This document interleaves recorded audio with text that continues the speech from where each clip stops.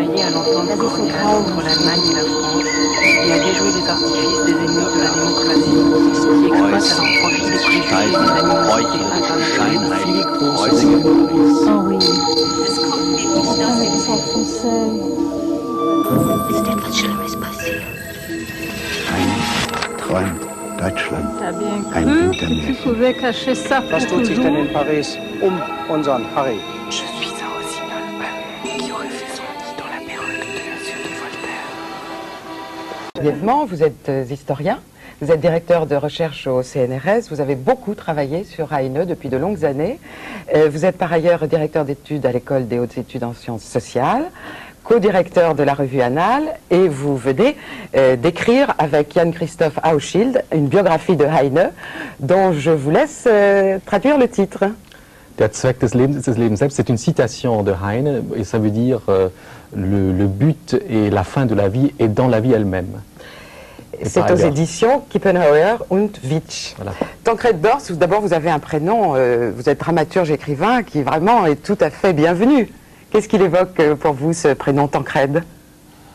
Je pense à moi tout d'abord, bien évidemment, mais je pense également à Voltaire, qui a écrit une tragédie intitulée Tancred, Monteverdi, oui, Rossini également, une œuvre de jeunesse.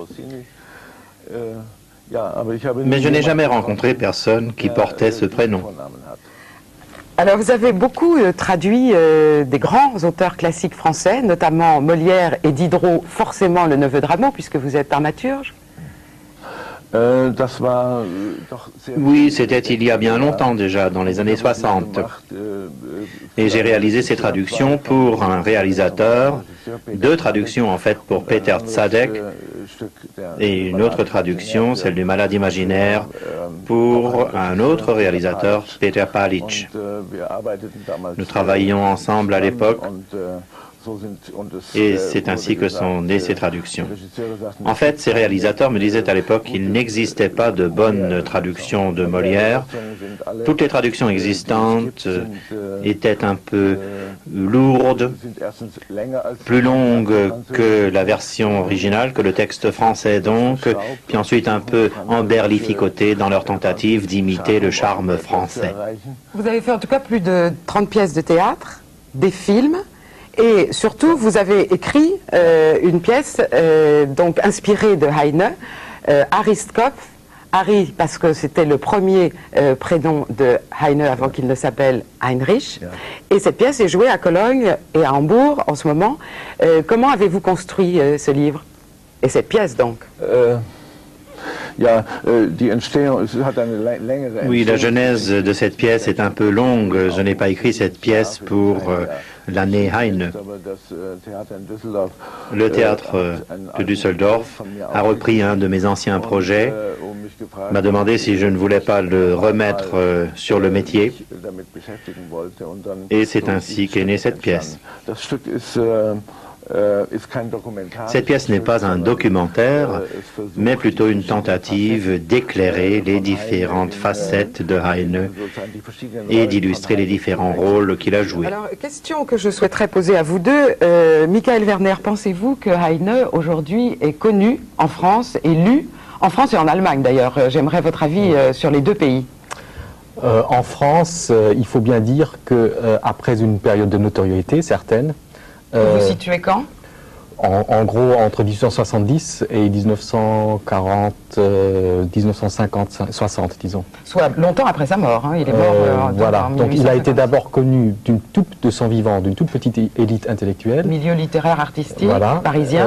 Mais il n'a pas connu de succès véritablement de librairie en France. Ce n'est venu qu'après sa mort et ensuite, notamment aussi après la guerre franco-prussienne de 70-71, où on a naturalisé Heine, écrivain français, parce qu'on a reconnu en lui une sorte un représentant de la bonne Allemagne qui avait annoncé les orages. Qui avait annoncé les orages et qui avait maintenant succombé au même titre que la France. Ensuite, il a été connu comme auteur, poète lyrique du Burgtheerlieder, l'auteur, le poète romantique, et je crois beaucoup de Français ont appris à l'école la Loreley et les deux grenadiers par cœur. Je dirais après la Seconde Guerre mondiale, les choses se sont tassées un petit peu pour toute une série de raisons. Et vous nous disiez que depuis 1974, par exemple, il avait disparu des programmes d'agrégation. Et ce n'est qu'aujourd'hui qu'il réapparaît. Cette année, donc, on l'a remis au programme de l'agrégation après une éclipse de 22-23 ans. Oui. Et vous, Tancred Dorst, pensez-vous que Heine est lu en ce moment en Allemagne? Il sera lu par votre pièce, mais... Oui, je pense. Dans la mesure où aujourd'hui les gens lisent encore, je pense que Heine fait partie des auteurs qu'on lit encore. De moins en moins, c'est vrai. Oui.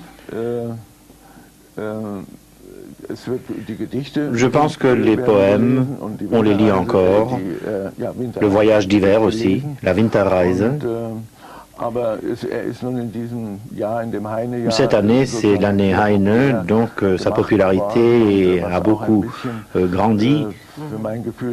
À mon avis, on assiste un peu à des soldes, n'est-ce pas? Il y a Heine et le petit déjeuner, Heine et les femmes, etc. Je vous propose que nous regardions maintenant un extrait de Harry Skopf, un extrait donc de votre pièce, et nous nous retrouvons juste après. Dorst, donc je rappelle que votre pièce est jouée actuellement à Cologne, Düsseldorf et Hambourg. Très bien. Michael Werner, revenons à l'importance de Heinrich Heine dans l'histoire des relations entre la France et l'Allemagne.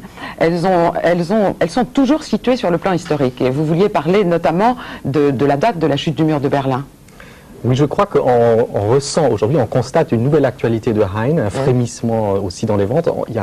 Sur le marché littéraire, on s'intéresse à Heine en particulier depuis 89, parce que c'est une date importante pour les relations franco-allemandes et parce que, en fait, on pense à Heine en France quand on se pose des questions à propos de l'Allemagne. Ce qui est le cas aujourd'hui. Ce qui est le cas aujourd'hui, et on se pose des questions à propos de l'Allemagne quand, au fond, on se pose aussi des questions à propos de la France ou du rôle de la France en Europe et dans le monde. Et pensez-vous qu'aujourd'hui, en Allemagne, ce qu'a écrit Heine sur ses relations franco-allemandes suscite toujours autant de réactions épidermiques ou au contraire...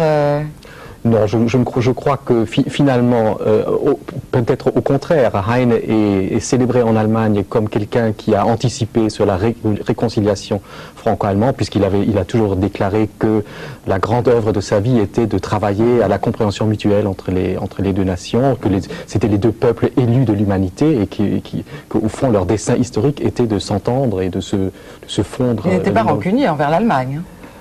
Bon, ça dépendait des moments. Oui. Il y avait d'autres moments. Et de toute façon, c'était pas l'Allemagne. C'est une Allemagne, une future Allemagne démocratique, émancipée, et non pas l'Allemagne. Parce qu'il avait un côté progressiste.